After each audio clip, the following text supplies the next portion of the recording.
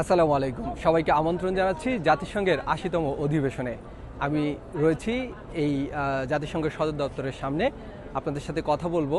আজকে বাংলাদেশের প্রধান উপদেষ্টা ডক্টর মোহাম্মদ ইউনূস তিনি তার বক্তব্যে নানা দিক তুলে ধরেছেন। তার মধ্যে বাংলাদেশের জাতীয় নির্বাচন ফেব্রুয়ারিতে অনুষ্ঠিত হওয়ার ব্যাপারে তিনি প্রতিশ্রুতি দিয়েছেন।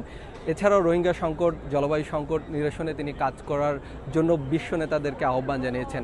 আমাদের সঙ্গে আজকে অতিথি রয়েছেন জনাব গাউসুল আজম বিপু। তিনি বাংলাদেশে গাজী টেলিভিশনের হেড অফ নিউজ হিসেবে দায়িত্ব পালন করেন। তার সাথে আমরা কথা বলতে চাই।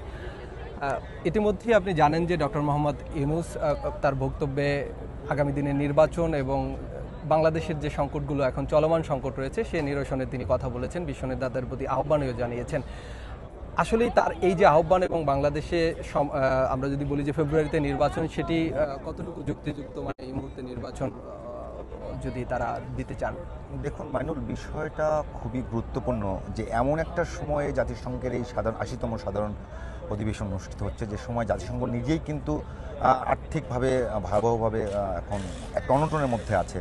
এর মধ্যে আমেরিকা মানে ইউএসএ তাদের ওই ফান্ডিংটা বন্ধ করে দিয়েছে। তো এই অবস্থাতেই অনুষ্ঠিত হচ্ছে। এটি হলো বৈশ্বিক দৃষ্টিকোণ থেকে একেবারে সব দিক থেকে বিভিন্ন জায়গাতে, বিশ্বের বিভিন্ন জায়গাতে এখনও সমস্যা চলমান। ফিলিস্তিনের সমস্যা চলমান, আরাকানের সমস্যা চলমান, এরকম সব দিক থেকে একটা গুরুত্বপূর্ণ সময় চলতেছে। সেই অবস্থা আবার বাংলাদেশে অন্তর্বর্তীকালীন সরকার চলছে। এই যে সরকারের মেয়াদ মূলত সরকারের ঘোষণা অনুযায়ী ফেব্রুয়ারিতে শেষ হবার কথা।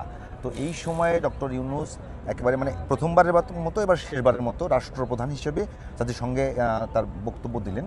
সেই বক্তব্যে তিনি কিন্তু সবচেয়ে গুরুত্বপূর্ণ যে বিষয়গুলো, বৈশ্বিক যে সমস্যাগুলো সেগুলো নিয়ে কথা বলেছেন, জলবায়ু সংকট নিয়ে কথা বলেছেন।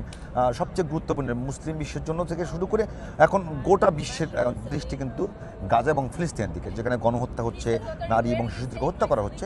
এই সব বিষয়গুলো নিয়ে উনি খুব গুরুত্ব আরোপ করেছেন এবং বলেছেন যে স্বাধীন ফিলিস্তিন প্রতিষ্ঠা করা খুবই জরুরি।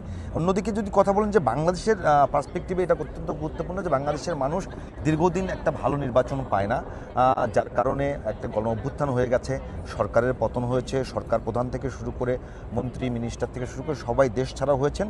তো ঠিক এই মুহূর্তে বাংলাদেশের মানুষের কাছে গুরুত্বপূর্ণ বিষয় একটা নির্বাচন, সাথে সাথে চলমান যে সংস্কার সেটির কী অবস্থা হবে। জাতিসংঘে এসে ডক্টর ইউনূস তার সেই কথাগুলো কিন্তু পুনর্ব্যক্ত করেছেন, যেগুলো এর আগেও অনেকবার বলেছেন।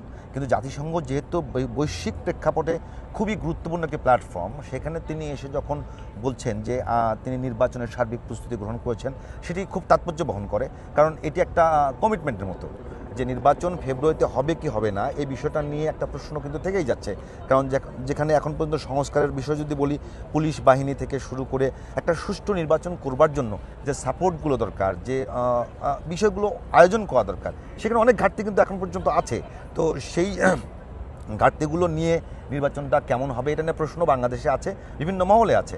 তো যখন ডক্টর ইউনূস, আপনি কি মনে করছেন আসলে ফেব্রুয়ারিতে নির্বাচন হবে? আমি সেটাই বলছি, ডক্টর ইউনূস যখন এসে জাতিসংঘের সাধারণ অধিবেশনের মতো জায়গাতে নির্বাচন আয়োজন করছেন বলে প্রতিশ্রুতি দেন, তখন আর কিন্তু প্রশ্ন থাকে না। শুধুমাত্র বাংলাদেশ না, এটা একটা বৈশ্বিক প্রেক্ষাপট, একটা আন্তর্জাতিক একটা প্ল্যাটফর্মে এসে উনি কমিটমেন্ট করছেন যে আমরা ফেব্রুয়ারিতে নির্বাচন করবার জন্য সব ধরনের আয়োজন করছি। পাশাপাশি বাংলাদেশ একটা বিষয় খুব বেশি কিন্তু সাফার করছে অনেকদিন থেকে, রোহিঙ্গা সংকট। তো ডক্টর ইউনূস সেই রোহিঙ্গা সংকট নিরসনের জন্য এর মধ্যে 30 থেকে খুব উচ্চ পর্যায়ে একটা বৈঠক আছে, সেখানে উনি হয়তো বলবেন। এর আগে বাংলাদেশে একটা হয়েছে রোহিঙ্গা সংকটের বিষয় নিয়ে। তো উনি বলেছেন যে রোহিঙ্গা সংকট সমাধান, পাশাপাশি রোহিঙ্গাদের ম্যানেজমেন্ট করতে যে সাপোর্টগুলো দরকার, এগুলো বিশ্ববাসীকেই, বিশ্ব যারা নেতৃত্বে আছেন যে দেশগুলো, তাদেরকে সাপোর্টগুলো দিতে হবে, ইনশিওর করতে হবে, জাতিসংঘ করতে হবে, সেগুলো আহ্বান জানিয়েছেন। পাশাপাশি গুরুত্বপূর্ণ যে বিষয়টি, যে আরাকানে এখন যে অস্থিরতা চলছে, এখন পর্যন্ত রোহিঙ্গারা অনেক সময় কিন্তু আসছেন।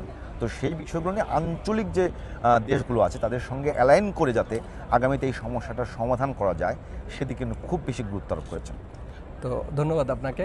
আমরা কথা বলছিলাম জাতিসংঘের সাধারণ অধিবেশনের ডক্টর মোহাম্মদ ইউনূসের ভাষণ প্রসঙ্গে। পরবর্তী অনুষ্ঠান দেখার আমন্ত্রণ জানিয়ে বিদায় নেব। সে পর্যন্ত সবাই ভালো থাকবেন, সুস্থ থাকবেন।